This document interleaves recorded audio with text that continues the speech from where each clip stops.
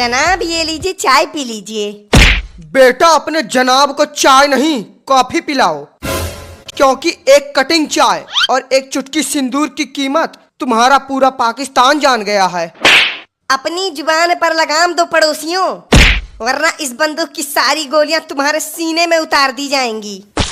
और शांति रखो शांति, इतना गुस्सा सेहत के लिए हानिकारक होता है। और वैसे बंदूक चलाने से पहले ये तो देख लो कि तुम्हारी बंदूक में गोलियां भरी हैं या हवा, नहीं बाद में पता चले कि ये तुम्हारी बंदूक तो खाली है, बिल्कुल तुम सबके दिमाग की तरह। बस बहुत हुआ जनाब, सिर्फ आप एक बार हुक्म करिए, फिर देखिए मैं इस बुढ़े के साथ इसकी पूरी टोली को कैसे मौत की नींद सुलाता हूँ। सर आपने हमें बॉर्डर पे देश की रक्षा के लिए बुलाया था या चुटकुला सुनने के लिए? मतलब 15 दिनों से जिसका पूरा देश चैन की नींद नहीं सो पा रहा, वो नमूने चले हैं हमको सुलाने। और नहीं तो क्या, अरे शुक्र करो कि हमारे इनके जंग में ट्रंप दद्दा बीच में आ गए, नहीं तो तुम चुटकुला नहीं तबाही की खबर सुन रहे होते। और वैसे हमारे दिमाग से एक बात नहीं निकल रही कि जब एक चाय से इनका ये हाल हो गया तो दावत पर तो क्या ही होगा। होगा क्या, वही होगा जो मंजूर चाइना और अमेरिका होगा। अपनी हैसियत से लाखों गुना ज्यादा तो कर्जा ले रखा है इन्होंने, फिर भी 2 वक्त का आटा बड़ी मुश्किल से आता है, तो फिर दावत तो भूल ही जाओ। जनाब आप कुछ करते क्यों नहीं? आखिर कब तक आप मुंह छुपाते रहेंगे? यहाँ दुश्मन हमें एक से एक ताने सुना रहा है और आप है कि आराम से मुंह छुपा कर बैठे हैं। आप भी किस आदमी के मुंह लग रहे हो जिसे कुछ नहीं आता? अरे कल तो ये मेले में फुग्गा फोड़ने गए थे, फुग्गा तो फूटा नहीं, उल्टा फुग्गे वाले को ही गोली मार दी। हाँ बात तो तुम्हारी सही है, इनके दावत से अच्छा तो अपने यहाँ की चटनी रोटी है, कम से कम शांति से बैठकर खा तो सकते हैं। खामोश खामोश खामोश।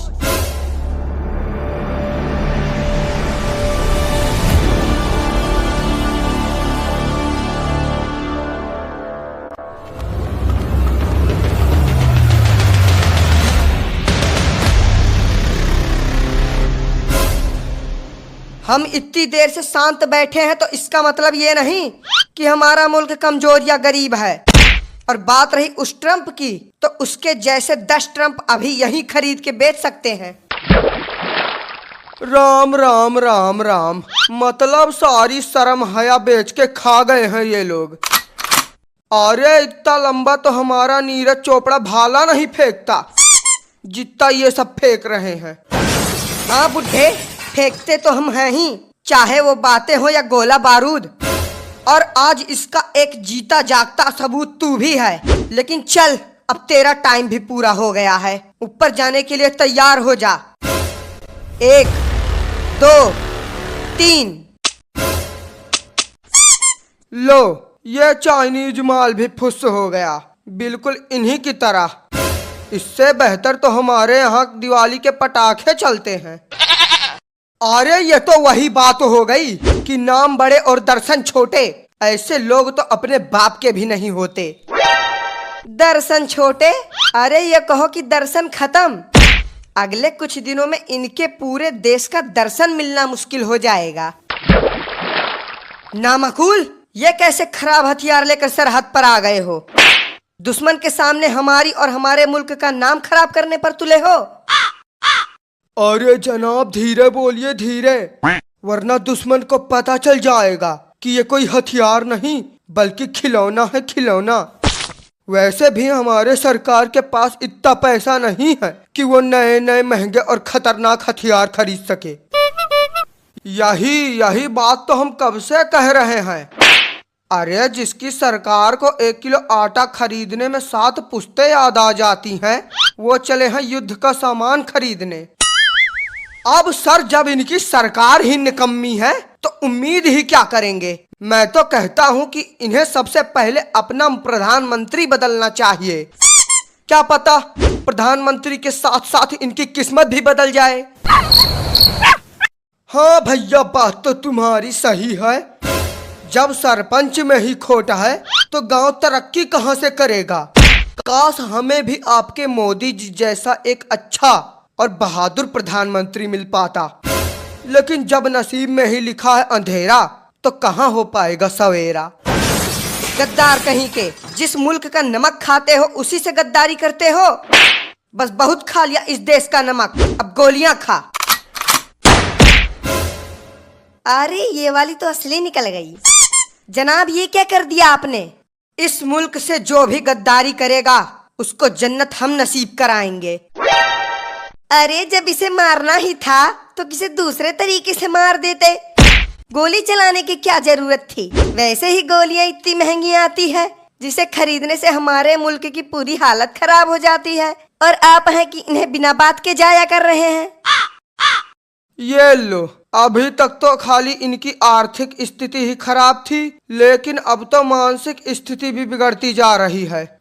अरे इनके लिए तो दुनिया भर के अस्पताल और पागल खाने भी कम पड़ जाएंगे।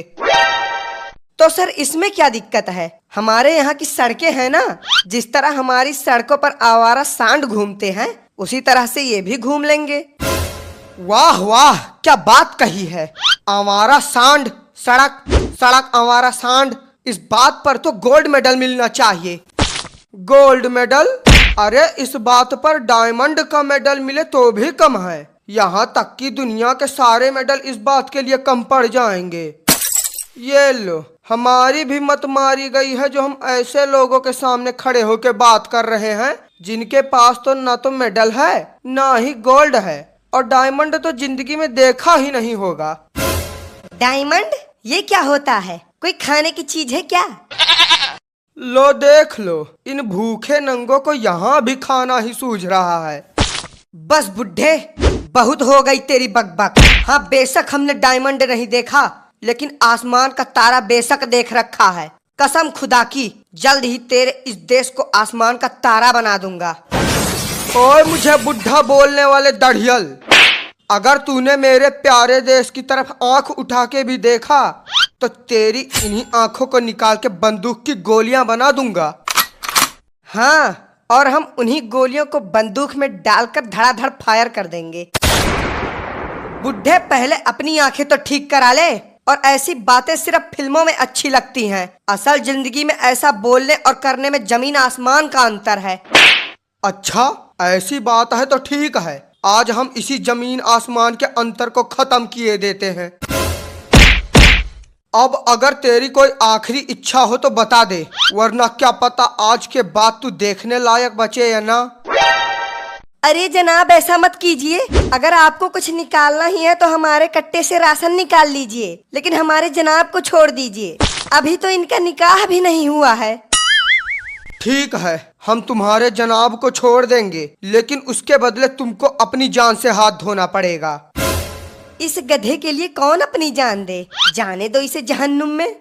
आप ऐसा करो कि आपको जो भी निकालना है, आंखें, फेफड़े, लीवर, किडनी, सब इन्हीं में से निकाल लो। हमें कोई तकलीफ नहीं है। ले दढ़ियल, तेरे इन नमूनों ने भी तेरा साथ छोड़ दिया। अब तुझे ऊपर जाने से कोई नहीं रोक सकता।